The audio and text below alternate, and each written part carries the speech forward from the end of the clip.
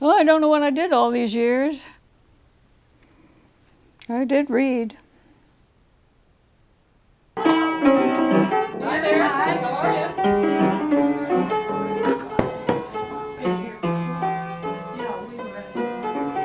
Ginger ale. Oh, yes, I didn't recognize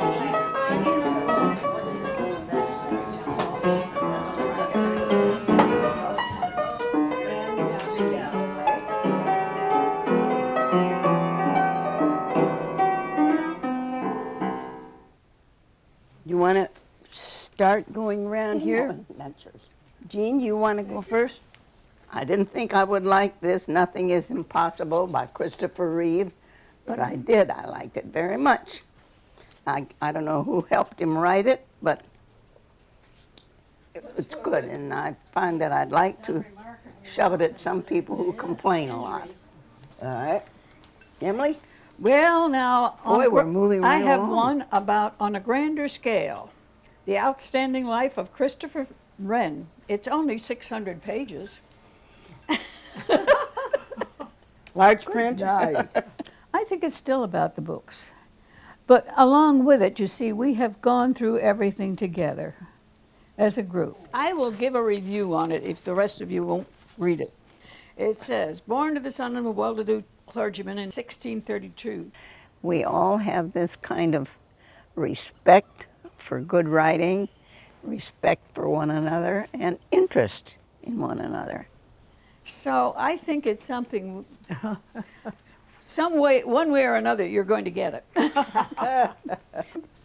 Okay, sounds good. We mentioned Mark Saltzman's latest book, Lying Awake, and it's a story of a nun who joined the Carmelite, and she came to the cloister in hopes of seeking paradise. They are different personalities, and that's what makes it so interesting, because if we were all alike, we wouldn't have the give and take that we have. But paradise eluded her. Every time she had these visions of paradise, she had migraine headaches. Will the cure mean the end of her visions if her headaches disappear? So you have to read the book to find out. Well, let's have something cheerful, Virginia. Yes, let's do. What do you have? Something cheerful. This is about another book club. Oh, well, fine. The Washington Post Book Club, it's called. And there aren't too many like her anymore, or like us, you could say. Maybe you know someone's mother or grandmother who might still put you in mind of the something prim and proper ladies who lunched in gloves and furs. Well, we never did that. Stalwartly from the Ladies Auxiliary. And ladies who never really had to do anything. Well, that's not us either. No.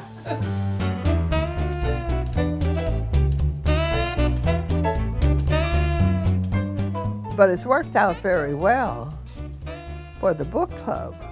Why we, or we wouldn't have stuck together all these, whatever it is, 70 years or, how long is it, Emily? 60? Oh, 60. 62 this year. You've been in 60, I think. Well, there you go. Give or take a few years.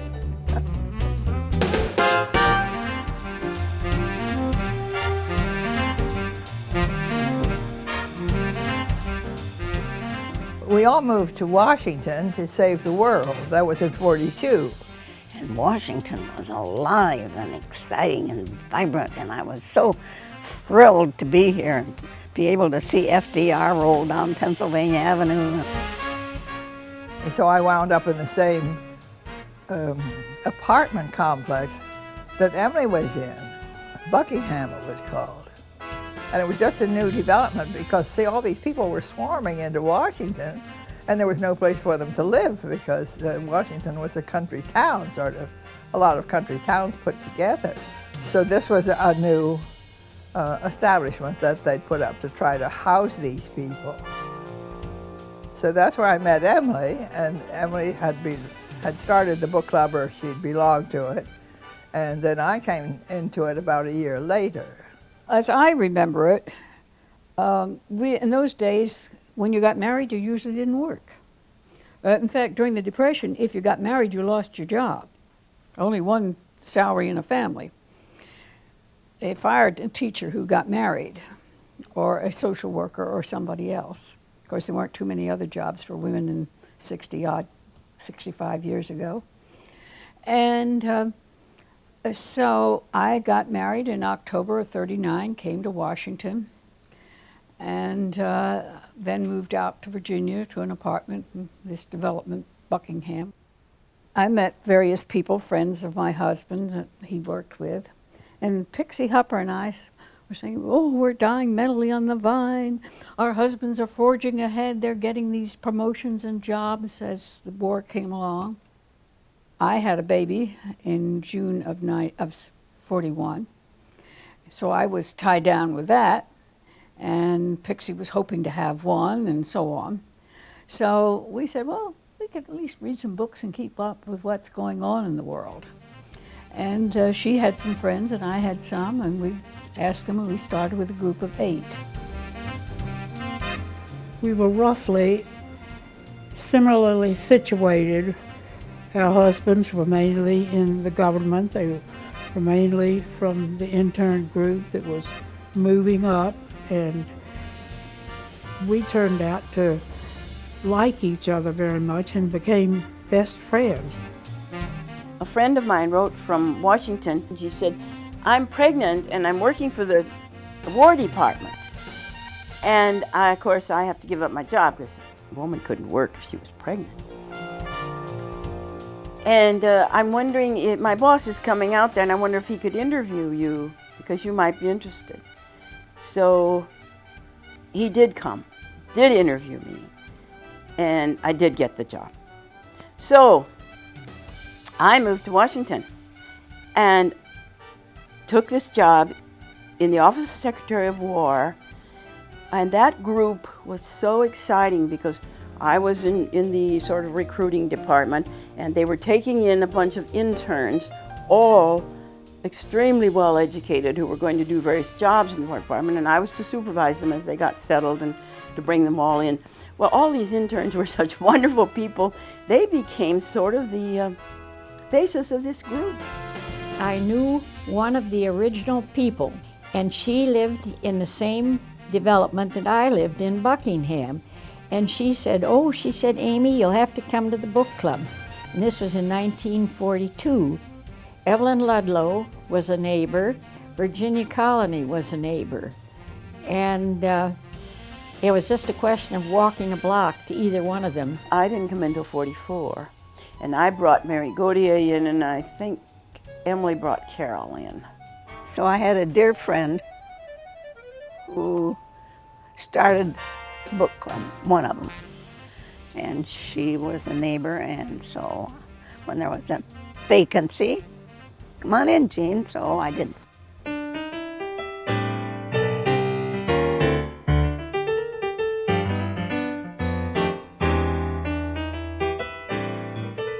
Various people would leave. The people who were in the State Department would leave, would stay away 6 or 8 years or something like that. And then when they came back, they simply came back into book club as though nothing had happened, and just took their places. When we first started, we tried to review the books we were reading, but we were passing them around and nobody had them all at the same time. And we didn't want to spend the money of all buying the same book, heavens. We didn't have that kind of money. In those days, well, when I was married, my husband made $150 a month, and we lived on it. We didn't live in a fancy style, but we could live comfortably.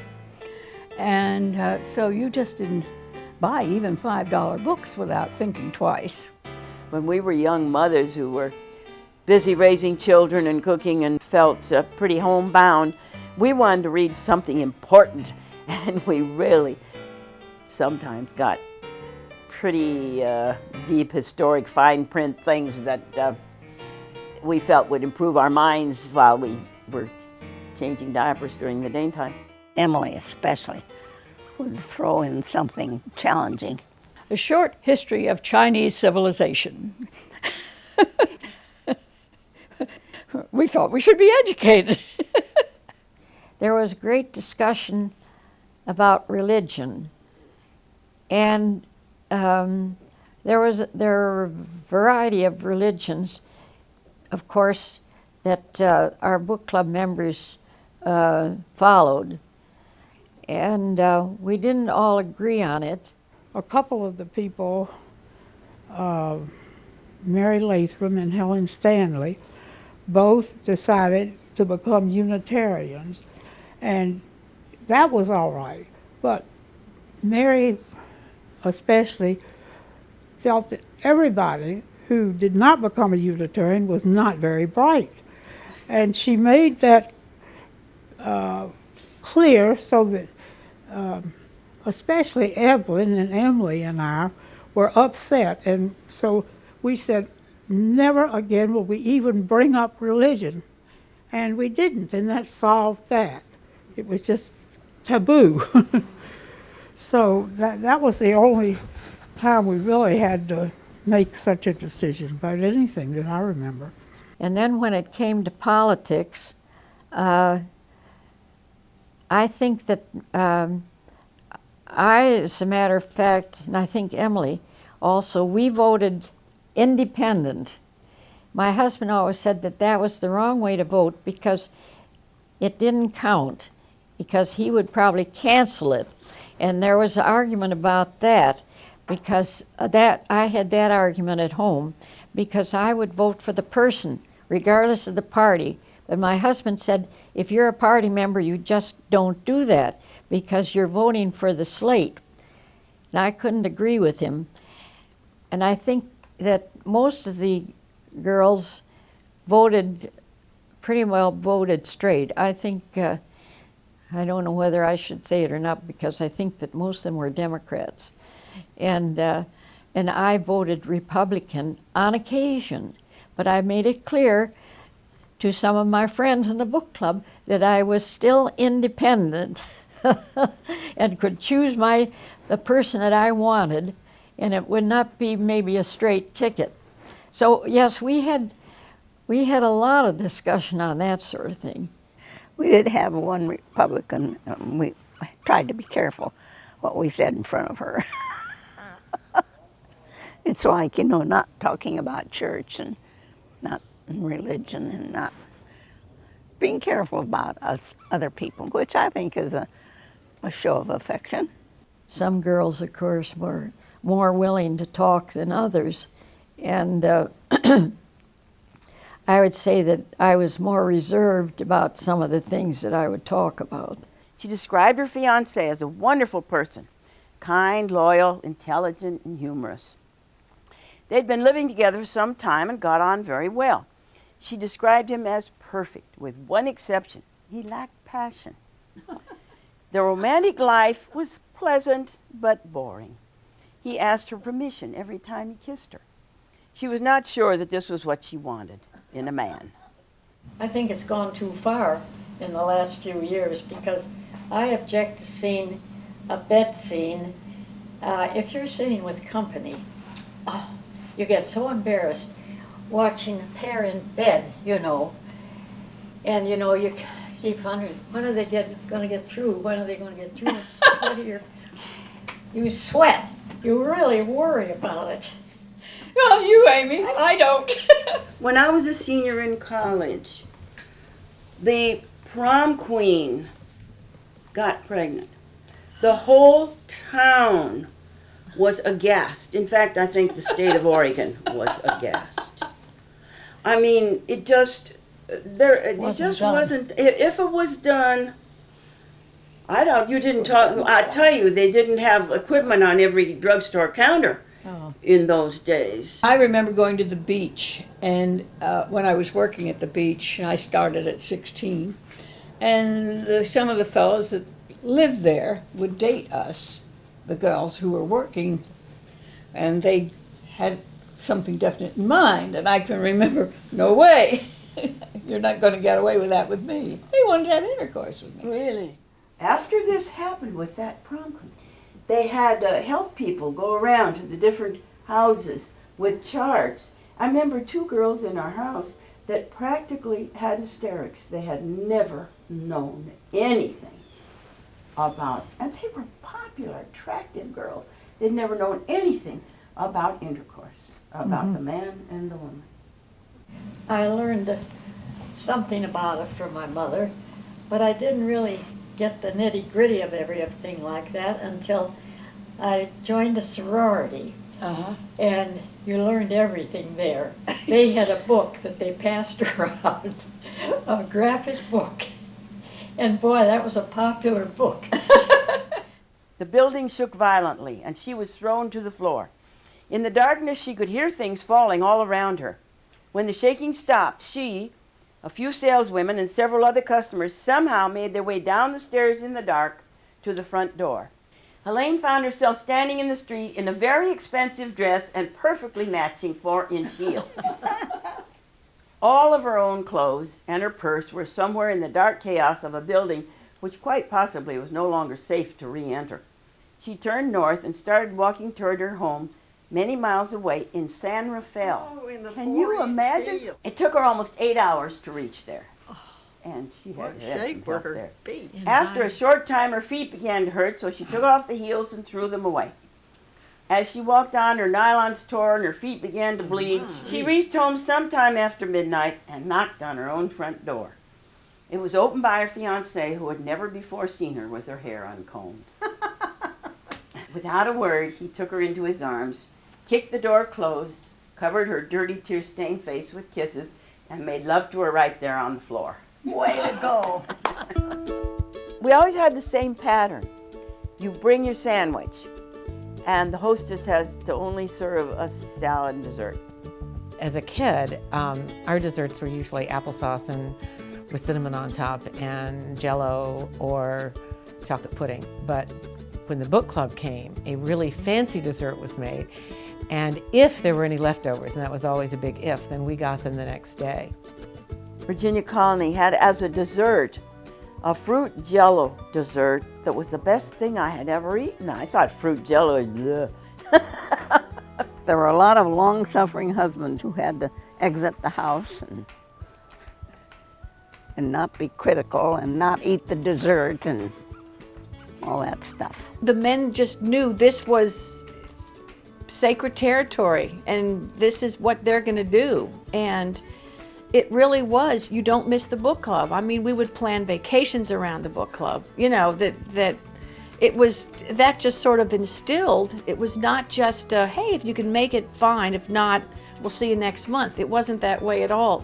Lives had to be scheduled around the book club. That's how it was. Most book clubs that I'm aware of, you meet, you talk about the book, somebody may do a little research on the author, that kind of thing. But this club, the program was sort of a separate entity that was very structured. And I can remember Mother spreading papers out on the dining room table and working, you know, for a long time on getting it just right. But I remember it was more work for about the first 40 years, I think, than it was for the last 20 years.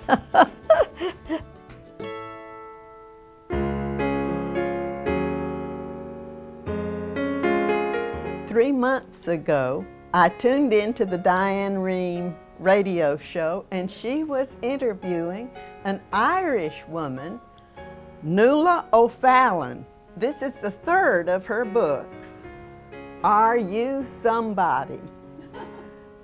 I was one of 9 children when 9 was not even thought of as a big family among the teeming, penniless, anonymous Irish of the day.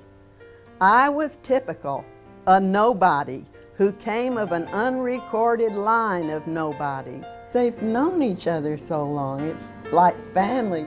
And this is where I'm, in a sense, an outsider, because I go simply because, you know, now there are not that many of them left that drive. Are you somebody?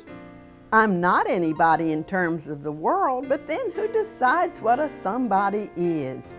How is a somebody made? I've never done anything remarkable, neither have most people. I had the desire to give an account of my life. I sat down to write the introduction, and I summoned my pride. I turned it into a memoir.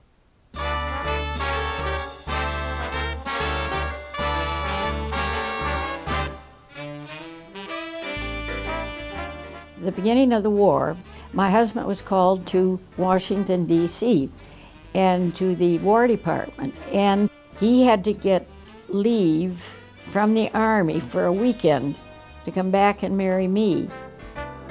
Those war years, to me, are long hours for him and bringing up babies for me. Fritz was one of the first 3 specialists in developing German order of battle. He worked night and day like all the other people did, and when the blackouts came, we would have a dinner out on the stairs in the Buckingham Hall, and they'd have about, the windows all blacked out, and so we used to eat our dinner out there when he came home about 9 or 10 o'clock at night, and so that was the routine for a lot of the days during the war. And I didn't know what he was doing most of the time. He came home one night and he said, "Well, I'm leaving for England tomorrow morning." He said, "Can you have me packed?" And I said, "Well, Fritz," I said, "all your shorts and undershirts are at the laundry." I said, "What am I going to do?" He had to borrow them. Because where can you go and buy anything about 9 o'clock at night? That's the way his trips over there were. He just announced it one day and then would go the next day. So it kept me kind of on my toes, wondering how things would go. I managed to get to the book club, and it was always a relief to get out and meet everybody else who was in the same boat practically. And I tell you, that was really, really a saving grace.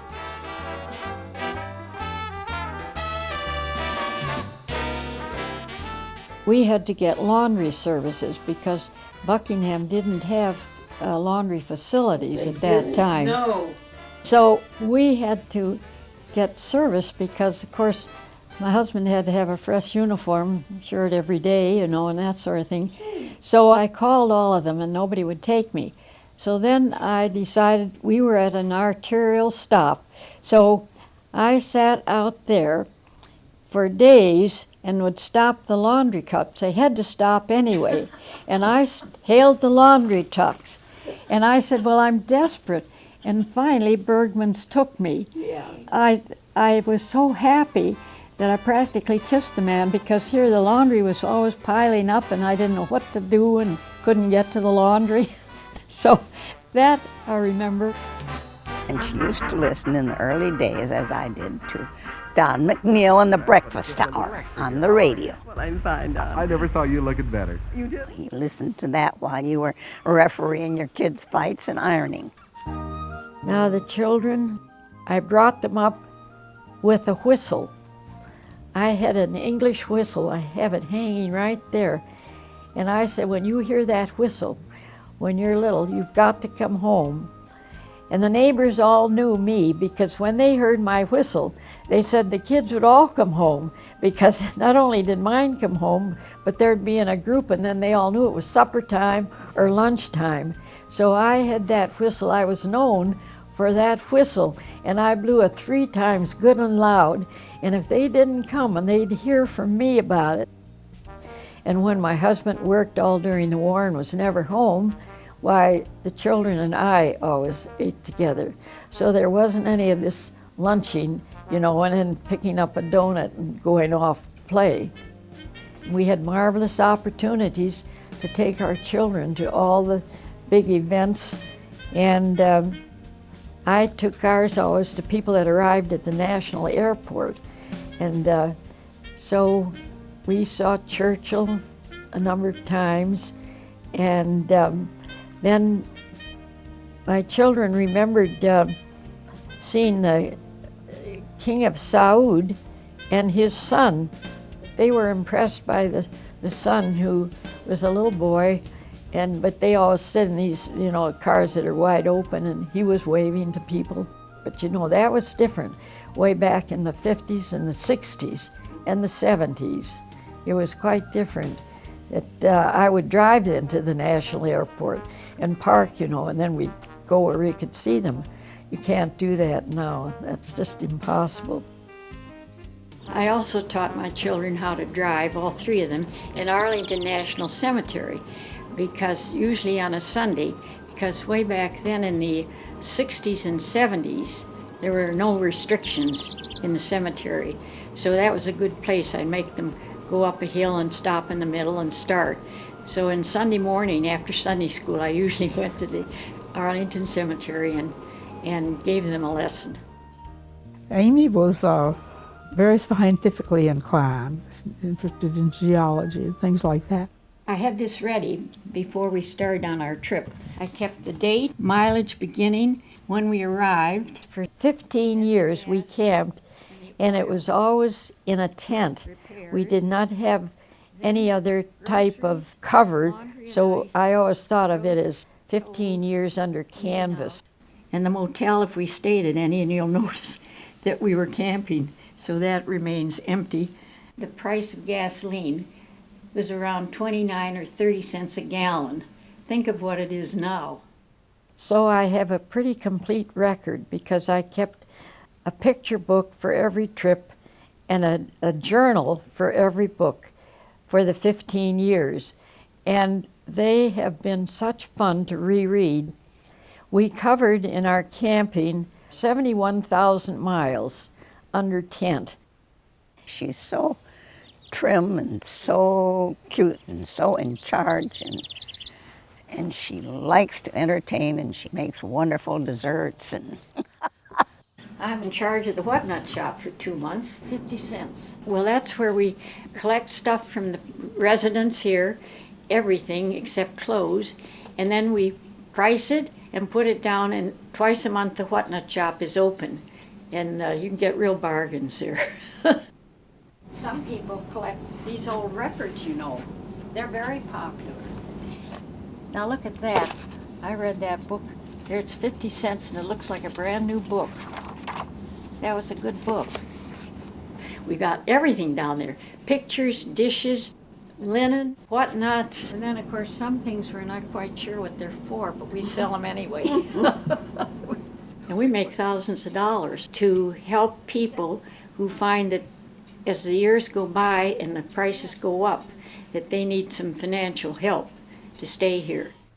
Crampton Hodnet by Barbara Pym. She had the makings of a style of her own, marked by wit, humor, and delightful details of her characters of everyday life, the characters that she met of everyday life. So it's nothing very startling, but it's just awfully a lot of fun to read her stories.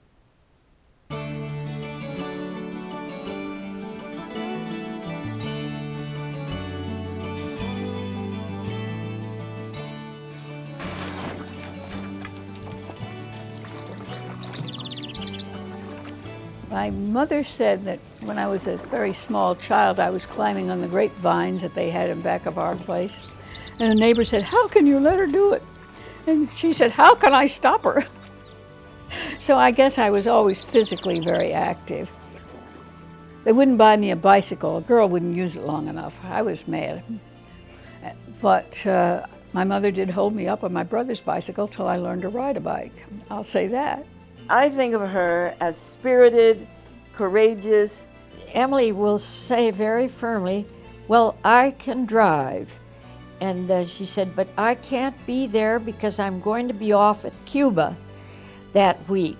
So then we have to change our plans because we have to include Emily. It wouldn't be right without Emily." She's the one person I know that wouldn't surprise me because the world is her oyster and she just is willing to do anything. Look, the wind's gonna blow me here. Me, I was for experimenting with the world. No, I can tell you my first husband was not highly sexed, or we weren't compatible. It was once a month. My two boys were born with. So I often wondered how many children I would have had.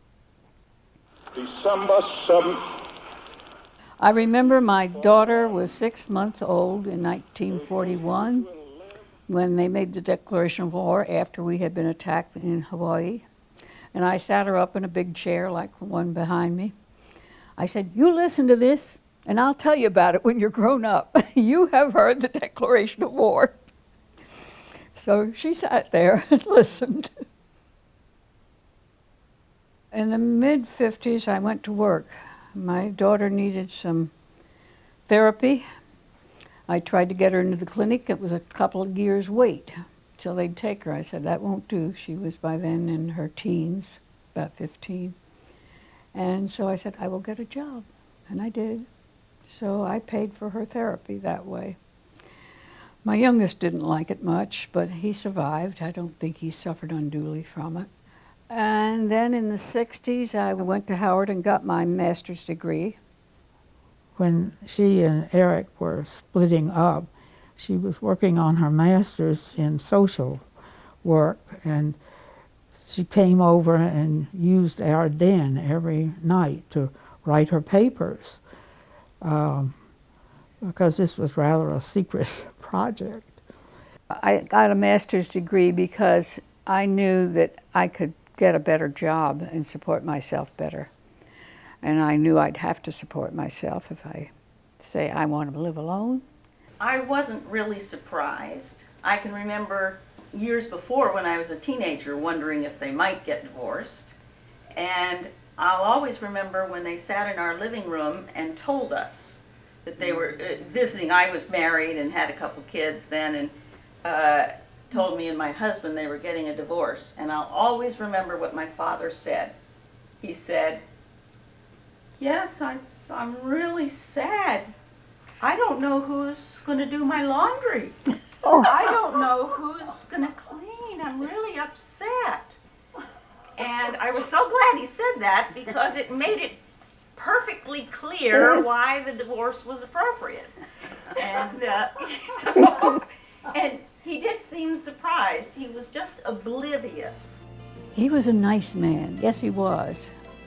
But living with a nice man is not the same as being married to somebody who's human. I didn't lose any friends, I don't think, over it. I can remember neighbors giving me a lecture and so on, but they weren't book club members. They didn't lecture me. I changed church, went downtown to church instead of going to the one I thought it was too embarrassing to go where I had been going.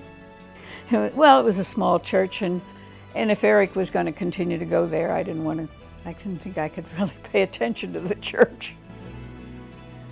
I had various men friends, black men, white men, Jewish men, Gentile. It was all right with me. I didn't care what they were, as long as they were interesting. When I was talking about this, I said, well, there are not that many men when you're in your 50s. He said, "It only takes one." It's so Emily. She told me, "By the way, Sally, I'm remarried." And I was so pleased for her and said what I thought would be the very appropriate response, which was, "Well, I'm so happy for you, and I know it's good to have company and someone to share things with." And she said, "Well, really, Sally, he's the best one yet." And I said, "Oh, so you really enjoy, going places and doing things together?" And she said, "Sally, I'm talking about the sex. I mean, it's great. Now, I will say that she went on to say, I mean, it's great snuggling, So I didn't have a picture of rampant sex in Collington, but at the same time, I thought this woman still knows how to reach out and grab life, and I think that's just so wonderful. Some years ago, not too many, I think Mother was in her 70s, we were chatting on the phone, and we would often compare what was going on or what we were reading or something. And she told me about a book that she had run into that she thought was really good and she recommended, and it was called Making Peace with Your Parents. And it had, I think, worksheets that you could fill out and kind of evaluate and process issues. And I assumed that she was suggesting it to me for my mental health and serenity. And she said, oh no, she said, I'm using it to make peace with my own parents, who of course were long gone, but I was so struck. To me, that was kind of symbolic of the way that my mother, Emily, was always growing and always willing to change some more. And it's been one of the things that I've always admired about her a lot. I have felt only in the last few years a whole person, satisfied with whom I am and my life. I was going to read to you a little bit about that. Nature treats all her children as she does the fields and forest. In late autumn, as cold blasts are coming on, she strips us for the ordeal that is waiting. Our steps grow slower, our efforts briefer, our journeys shorter, our ambitions are not so irresistible, our hopes no longer wear wings. I confess my steps have grown slower. My short-term memory is fading. I find it harder to work those grueling 18-hour days preparing for a trial. But my hopes still wear wings.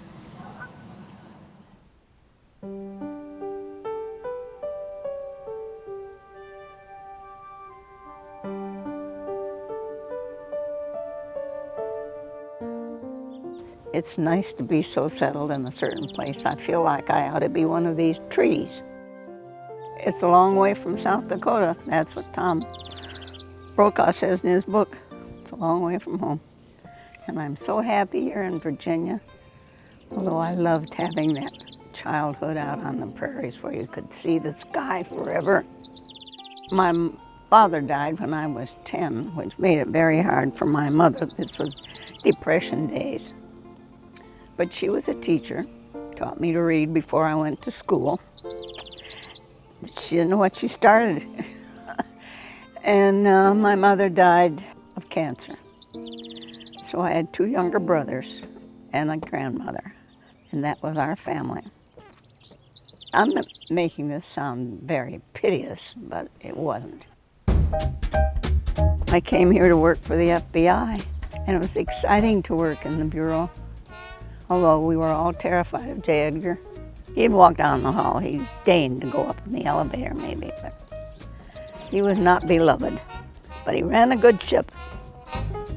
And so then Jean came and worked for the Bureau a little while and became an agent. And then we decided after 6 years we could get married. Mr. Jean and Lady Jean. Yeah, well, we had to identify ourselves somehow. I was a stay-at-home mom, and I wouldn't trade anything for those years. And I loved doing that stuff because it wasn't part of my childhood. My mother always had to work. Then when they were all in school, and I worked part-time and then full-time, and I've worked for the FBI and the Brookings Institution and the Fairfax County Schools, and I loved working. I can't say that I have ever encountered Jean when she wasn't on the ball. You have to agree that we are not one person. We are a conglomeration of people. We just need to have one guy in charge instead of just all taking turns driving the horses. She gets down in the dumps, and we don't like to see her get down in the dumps. Well, anyway, there I was in this group of well-traveled, well-educated ladies, and I felt, as I have often in my life, a little less than, and then I have to talk myself out of that eventually. She had difficulties with her husband's illness that I think were very hard for her, and she took care of that with such courage. And then he had this terrible breakdown. He was severely depressed, but he got over that more or less, and he had a job with the Air Force. He was a section head in charge of personnel investigations or something like that. But then he retired from the Air Force, and he just couldn't handle it. But when you're depressed, you know, you're not a whole person. You're not the person you were, or you think you are, or anyone else thinks you are. At one point in time during that business, I thought, this is too much. I can't stand it anymore. So I, with his okay, I went up to Pendle Hill, which is a Quaker study center outside of Philadelphia. There it was wonderful. I was Jean Walker, a woman, and I was no longer the mother, the wife, whatever. I just was myself, and I took some interesting courses in Hasidic Jewish studies and psychology and pottery, and I don't know how much you know about Quakers, but everybody has to get in and do their share of the work. So we did, and that was fun. I was surprised to know that young Quaker people, and quite a few of them were there, would drink wine. Nice, you know. So we all had work teams. I had a dishwashing crew with 2 other young college boys. So we had a good time. I'm very lucky. I was glad I went to the Quaker thing. You know, it broadens you up here instead of down here. So I did come back, and I was more or less straightened out, but I was at least on the path of really putting meat into those words, for better or for worse. And I think that's something a lot of young people could do before they toot off to see the lawyer. Through great good fortune, we, meaning his doctor and his wife, got him into a program out at NIH. And they determined his depression was due to a chemical imbalance. And that sort of took care of it, and he had 6 years of real happy life. There's certain statements or certain things you hang on to, kind of like this is the question. What's the worst thing that can happen? And you have to think about that for a while before you can evaluate what you thought was so terrible. Or the other one is, who's talking when you're complaining, when you're feeling sorry for yourself? Be grateful for what you have and try to meet the challenge that lies ahead. He sprinkled the grave, and the water disappeared almost before it touched the dim, cold sand. It reminded him of something. He tried to remember what it was, because he thought if he could remember, he might understand all this. He sprinkled more water as he shook the container until it was empty, and the water fell through the light from sundown, like August rain that fell while the sun was still shining, almost evaporating before it touched the wilted squash flowers.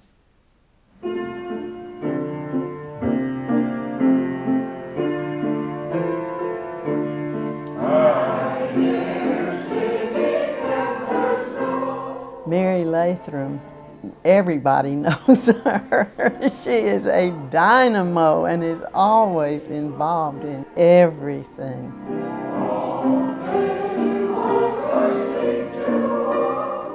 The next National Senior Olympics is 2 years from now, and that goes strictly by age groups, 80 to 85. I could hardly wait to be 86 and get rid of all those young 80-year-olds coming in. One day when I was swimming, the little lifeguard stopped me beside the pool and said, I think you could do as well as these people in the top 10 in the country in U.S. Masters swimming in the backstroke. I would get up on that block ready to start an event, and I'd think, what am I doing here? I don't have to do this. My stomach sticks out, I look terrible in a bathing suit. And I learned a lot. I learned first, nobody gives a hoot what you look like up on that block. Nobody but you. I was from kind of a middle-class family in Portland. My father was a dentist, and my mother had been a school teacher. Wade's father died of TB when he was 36 years old, leaving 6 children, of whom Wade was the oldest. It was really a very difficult situation when he was young. I met him the week after I got to Washington. It took a while for us to get together. And in East Orange, New Jersey, on the bus one day, we ran into, who do you think? Vic Gautier, who had been a friend in OSW, and his wife, obviously, because she was pregnant. A girl named Mary, they were there on the bus. That's where we met. Wade and I had thought it was time for us to have family, and we hadn't had much luck. So Mary said, why don't you go to my doctor? So I did make an appointment, went to her doctor in New York, and he cleaned out things down there somehow. So I think I must have gotten pregnant the next night, because my Tom was born not too many months after her Rob. She had 2 children, and then the discussion was whether they should have 2 children or 3. Wade was satisfied with 2, but Mary wanted 3 or 4. And she got pregnant with a 3rd, which was supposed to be their last, and I dreamt she was having twins, and I told her, and we laughed about it. It was about the 8th month when the doctor looked at me and said, hey, either we've got the date wrong here, or you better go have an x-ray. And so I had an x-ray, and it looked like all arms and legs to me. I thought, gee, I hope everything else is there in that x-ray. I came home from that x-ray, and Wade was out in the backyard breaking leaves or something. And he said, well, what'd he say? And I said, yeah, it's twins. And he said, sat down a log. He said, I hope they're both boys so they can work their way through college. I feel so fortunate. I feel I've just had an exceptional life because of all the experiences we had. When Wade came home one day and said, a job's opening up in India they want to give me, and I had 4 small children. Ha, ha, ha. I said, let's go. The twins were 2, Elizabeth was 5, Tom was 7. And a whole bunch of our friends, book club and others, came down to see us off on the plane, a Pan Am plane, Pan Am 1, which went around the world. It was a huge plane, but it only took 20 passengers. And it had a sort of a big kind of a deck, and then it had a little upper deck where you went to have cocktails, and then it had 6 bunks for sleeping.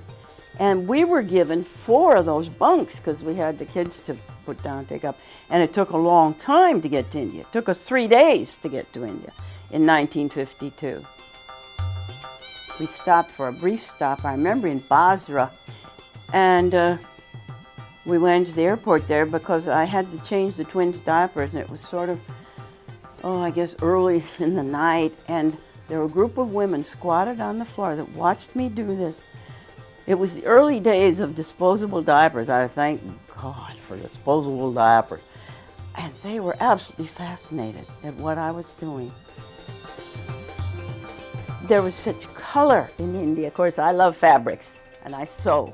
And I just fell in love with those Indian fabrics. In fact, how many years later is it? 1954 we left there? I have a few saris and things in my trunk in there that I still treasure because they were so beautiful. When we were in the Foreign Service, the officer and his wife were really a team.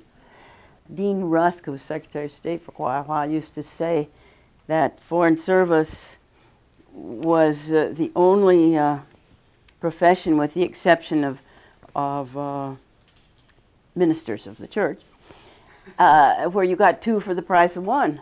And we just felt very proud about that. We were all teams. We all felt that we were important to the mission and participated as much as we could in the host country. Turkey, 1959. The Lathrams send greetings and joyous Noel. We're 3 months in Turkey, all happy and well. A few say that Ankara is dreary and bare, but most here, like us, find it friendly and fair. The view from our hillside apartment's attractive, makes up for the plumbing, which is sometimes inactive. We've had several trips, hope to have many more. There's antiquity, ruins, and history galore. I enjoy every minute, behave with propriety, and sometimes help the Turkish American Women's Cultural Society. We send you our heartiest Happy New Year and wish you could all come to visit us here. We got home from Turkey 3 weeks before Kennedy was shot. Mrs. Kennedy begins the long hours of her public grief. It was such an overwhelming thing to come home to. Steve and Elizabeth and I were the ones who chose to go downtown for the parade where his body was taken to the church for the service. And here was Jackie with her veil and the 2 children and little John. What a thing to come home to. We were very fond of all of them, but David was sort of special, and he was sort of the oddball in the family. He was not as sociable as the other children, and probably not as athletic. Steve, his twin brother, was pretty athletic and so on, and of course Mary was very much so. She would walk on her hands to entertain her children. I was doing some work in town with a small settlement, and Dave would come in and help when he was a high school kid. So he sort of attached himself to us as much as we to him. And I remember this Poor People's March on Washington. They came in wagons and everything. It was a protest. And they set up their tents on the mall there. And David, after school, would go down there. He would take a hammer downstairs and go down there. And I said, David, do they welcome you? He says, they welcome me as long as I've got this hammer. And he saw things like that. And I was so proud of him. He got his RN and he worked as a professional nurse in a hospital. And I just written him, or he had written me, I forget how it went, and within a week he was dead. I mean, I've talked about David, and that's just something you live with, but suffering is intimately connected to wholeness. The power in suffering to promote integrity is not only a Christian belief, it has been a part of almost every religious tradition. Yet 20 years of working with people with cancer in the setting of unimaginable loss and pain suggests that this may not be a teaching or a religious belief at all, but rather some sort of natural law. That is, we might learn it not by divine revelation, but simply through a careful and patient observation of the nature of the world.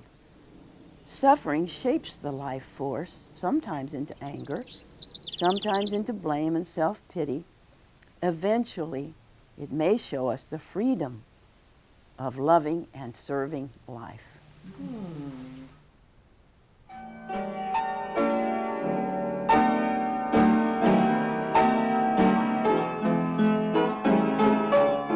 I grew up in a family of musicians. So, you know, I heard music playing ever since I was a baby. I was an accompanist always. I played for one woman who whistled. She was pretty good, And I played for the choir. I was the organist at the Vienna Presbyterian Church and stuff like that.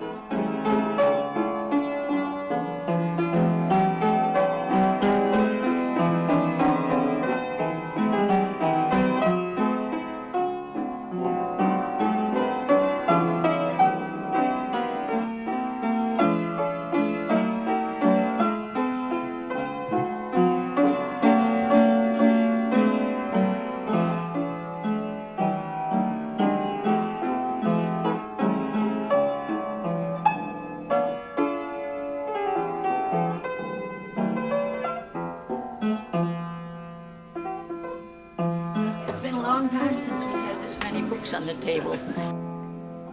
This book on a grander scale about Christopher Wren was written up as being very readable. Forget it. It's most of you will not read it, I'm sure. It goes on and on and on, lots of detail and lots of quotes from Christopher and all his friends. And I've gotten about halfway through it, and I will do a review on it because I don't think most of you are going to read it, but you can welcome to try. Why don't we do this? Go around and say what book you've brought today. My book is the collective stories of Eudora Welty, who passed away this year in the age of 90-something. And they had a little interview or something of her on the news hour. And just by chance, my sister Mary had Eudora Welty reading 4 or 5 of her stories, so I've included that in the... That is lovely. Have you got a name on the tape? Yep. Good idea. Okay. So Amy, Oh, what is I have Penelope Lively, A House Unlocked. And it's a different kind of story, but I found it very interesting. Where is that? Yes. This is right over here. Yes. It's beautifully written. It's not a there it is. It's not a novel, but it's more or less about her life. Did you get it? I read it. I didn't like it. You didn't like it. Well, I did. Pass that by. I don't know why. Well, I liked it. I look forward to it every time. I just hate to miss it, and I look forward to being with the people that remain, because we've always got something to talk about, and then we hash over a book or two, or say, well, this is real good, you've got to read this. We had a chance to read all these different books. We had a bonus chance to learn about another important book that someone thought they felt they really wanted to share with these dear friends in book club. So we really had a kind of a rich literary heritage throughout the years. It's more the author than the title of their books. Barbara Kingsolver writes good fiction with a little meat to the bones. A.G.'s Death in the Family, which always has impressed me so and touched me where I lived. The death of a father and the little kid's reaction to it. Now, Zane Grey, we even have a Zane Grey in the book club, had one recently, and it was Riders of the Purple Sage, I guess. But anyway, he was an old favorite. You can always count on a good Western from Zane Grey. The book that made the most impression on me was Rachel Carson's Silent Spring. It was the first of the important books that called attention to what we were doing to the environment. And so it really became a classic and had a great influence on the whole environmental movement. Many times, a second or third book written by an author we all like never comes up to the first novel that we've read. That was like Amy Tam. We thought we loved her first novel, but as the second or third one might not be quite as good. So we keep reading them anyway, because we'd hope that they'd have another book on the market. Well, Mary Gautier took umbrage at some book that was mentioned, something about my mother, myself. Remember that? Her daughter had given it to her, and she brought it to book club, and I don't know whether she had read it all or not, but she sort of flung it on the coffee table and says, I don't want this in my house. So I picked it up right away to read, and then would pass it around. And I thought, oh, shoot, this isn't so bad, The one we all agreed on was Penelope Fitzgerald, and hers was the Blue Flower. There was no question about that. Everybody hated it. And yet that won prizes. So we wondered if we were all off the beam when we didn't like it at all, and that it won some prizes. As the book club got older, the books became quite a bit lighter.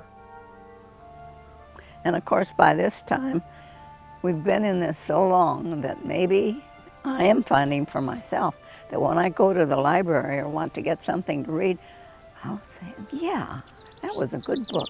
And I'll pick that up and read it again, like Wallace Stegner's Angle of Repose. Things like that, that when you read the second time with a few more years inside you, you have an altogether different appreciation or understanding of what the author is saying.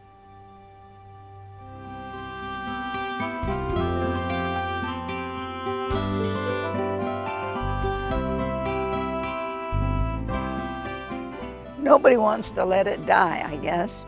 I'm not for stopping it, and because some of the members aren't too well, we still would like to meet when we can. We may not be able to follow a schedule, but I hope that we'll be able to meet when we can. Do you want to meet in June, on June 11th?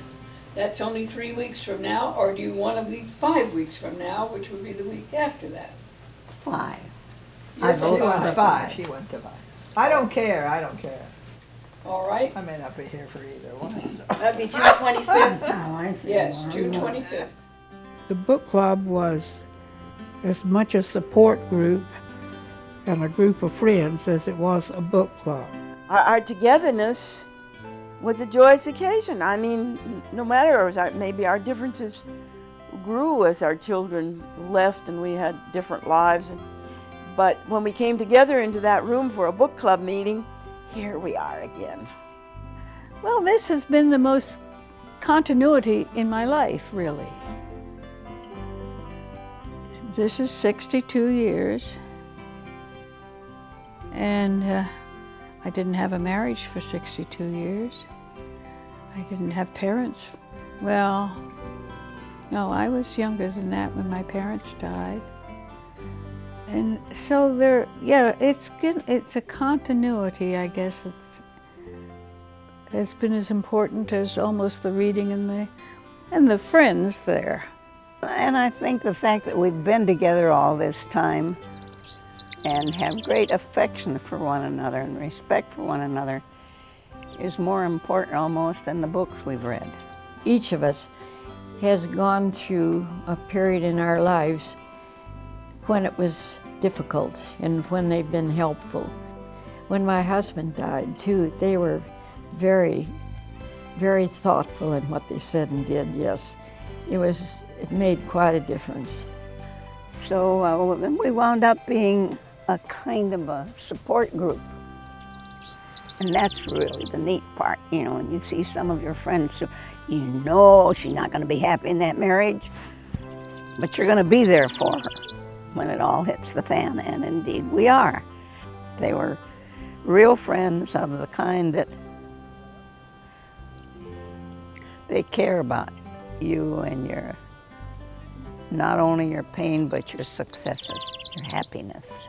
As it turned out, it was the support group of my life.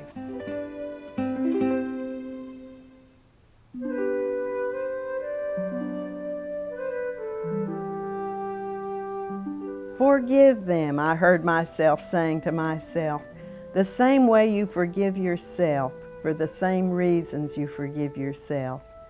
And with that, a tiny moment, but a true one, something inside me that had been agitated for as long as I could remember went quiet for the first time. I didn't feel lightened as people in novels do, but I thought, why didn't I see that before, that they were only ordinary too? I come into the peace of wild things who do not tax their lives with forethought of grief. I come into the presence of still water, and I feel above me the day-blind stars waiting with their light. For a time, I rest in the grace of the world and am free. Now that's almost religious, I think. But it ends here. My daughter will never know the war as a personal history or trauma. For her, the war will be ancient history and family lore, but not an open wound. Now that I see that, in many ways, my mother is the hero of this story. It was Hitler's sick dream that no Jewish girl would ever walk the earth again. But that dream is dead. Hitler is dead. Here's my mother. She's living evidence of his failure. She's entered her 8th decade. She has a family and grandchildren. She lived and triumphed. I looked at my beloved grandfather, shocked, seeing for the first time that he was old. Perhaps he would not be with me to share my questions for all of my life. Perhaps someday he would die, and I would be alone with them. I burst into tears, overwhelmed. Manischewitz has bottled wine in the same square bottle for more than 70 years. Many things come close to me whenever I pass a bottle in the supermarket. Perhaps wisdom is simply a matter of waiting and healing a question of time. And anything good you've ever been given is yours forever. Yeah, I thought that was a great last line.